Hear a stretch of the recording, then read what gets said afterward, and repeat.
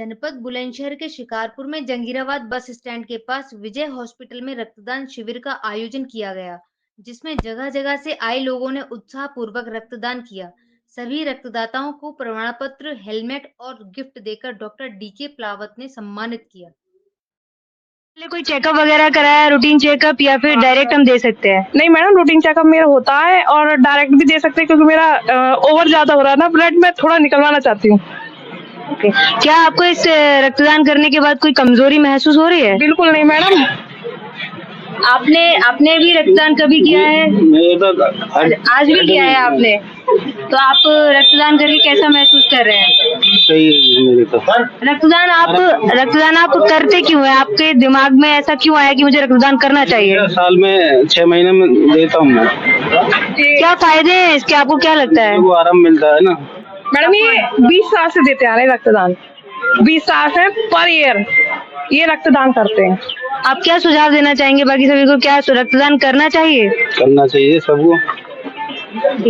Blood donate किया है, कैसा लगा आपको? बहुत अच्छा।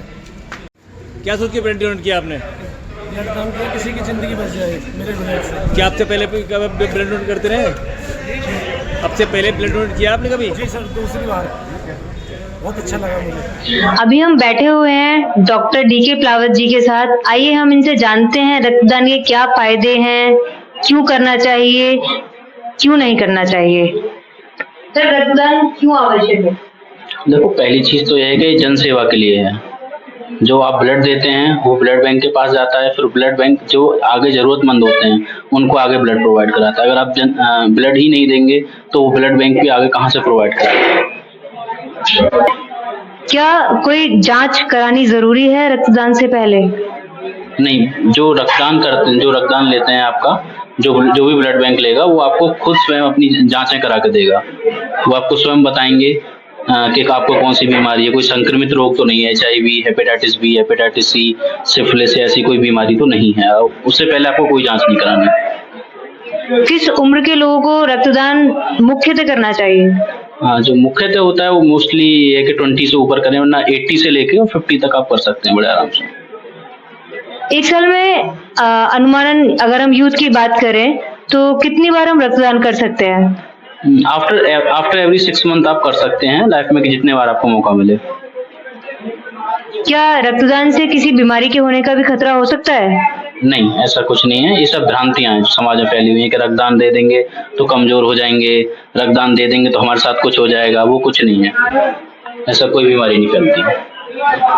तो रक्तदान के बारे में इन्होंने हमें बताया। रक्तदान करना बेहद आवश्यक है अपने शरीर को ठीक रखने के लिए, उसका सुचारू रूप से उसको चलाने के। अब हम बात करेंगे जिनकी संस्था ये ब्लड शिविर का आयोजन करा रही है। मेरा नाम संजय यादव है मैडम। मैं नीलम चैरिटेबल ब्लड बैंक बुलंदशहर से बिलोंग करता हूँ। हमारी संस्था जो है आए दिन जो है शिविर लगाती रहती है और कुछ संस्थाओं के द्वारा, कुछ अस्पतालों के द्वारा, कुछ प्रधानों के द्वारा जैसे भी हम लोगों को सहयोग मिलता रहता है, हम लोग शिविर लगाते रहते हैं। इस शिविर का मुख्य उद्देश्य क्या है आपका? इस शिविर का मुख्य उद्देश्य सबसे पहला तो यह है कि हम लोग ब्लड डोनेशन के साथ साथ लोगों को जागरूक करना चाहते हैं कि इसके बेनिफिट्स क्या है।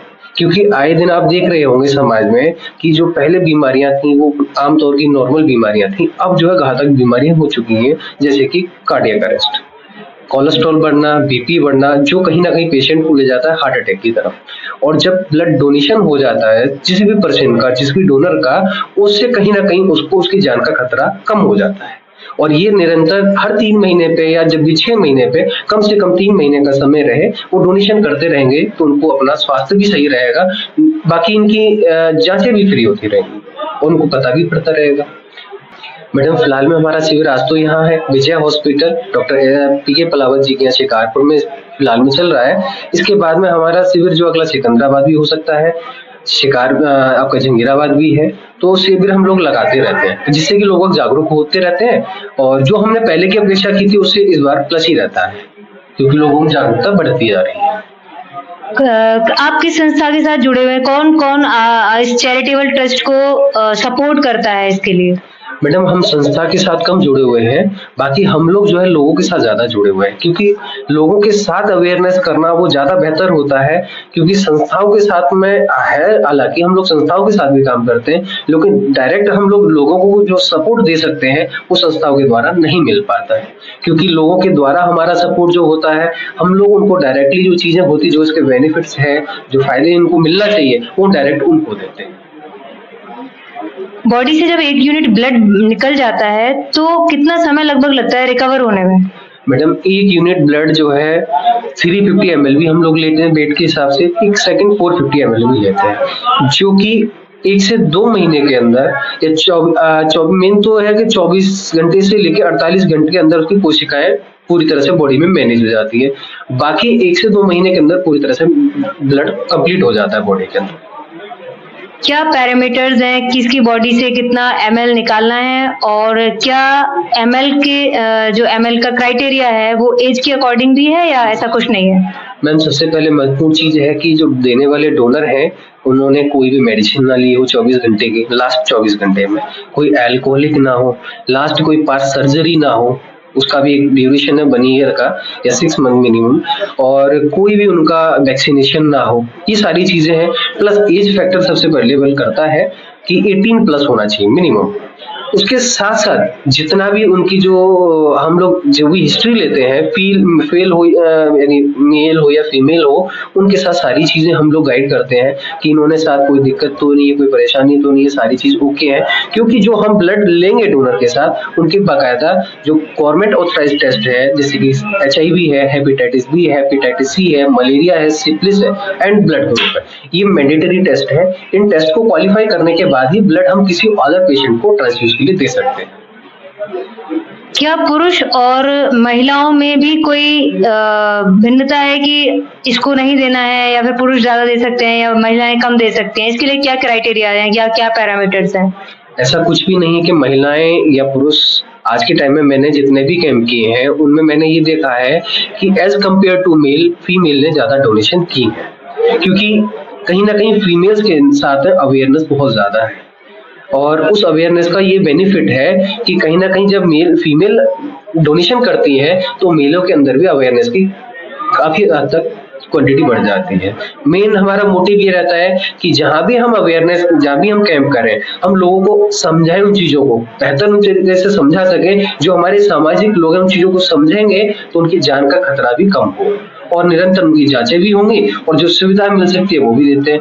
और हम लोग जो है थैलेसीमिया पेशेंट होते हैं, जो न्यूबॉर्न बेबी होते थैलेसीमिया होते हैं, उनको कभी ब्लड बनता नहीं है जब वो न्यूबॉर्न होते हैं, तो उनके लिए भी हम निःशुल्क ब्लड सुविधा उपलब्ध करते हैं। 24 घंटे ब्लड बैंक हमारा खुला है, कभी भी कोई थैलेसीमिया बच्चा आता है या पेशेंट आता है उसको हम निःशुल्क ब्लड देते हैं।